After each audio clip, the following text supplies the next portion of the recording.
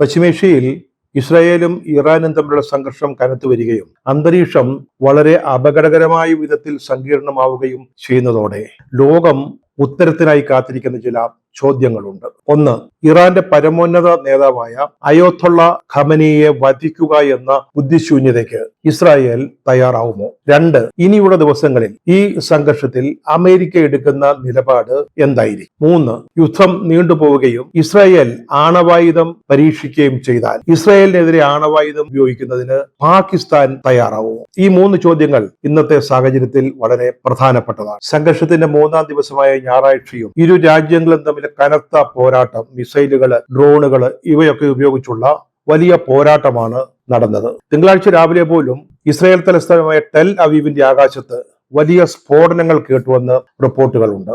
ഇതുവരെ ഇറാനിൽ 450ഓളം ആളുകൾ മരിച്ചതായി സ്ഥിരീകരിക്കാത്ത റിപ്പോർട്ടുണ്ട്. അതേസമയം 224 പേരുടെ ജീവൻ നഷ്ടപ്പെട്ടുവെന്ന് ഇറാന്റെ ഭാഗത്ത് ഇറാൻ തന്നെ ഔദ്യോഗികമായിട്ട് സമ്മതിച്ചിട്ടുമുണ്ട്. ഇസ്രയേലിൽ 13 പേർ മരിച്ചെന്നും 30-ലേറെ പേരെ കാണാതായെന്നും റിപ്പോർട്ടുണ്ട്.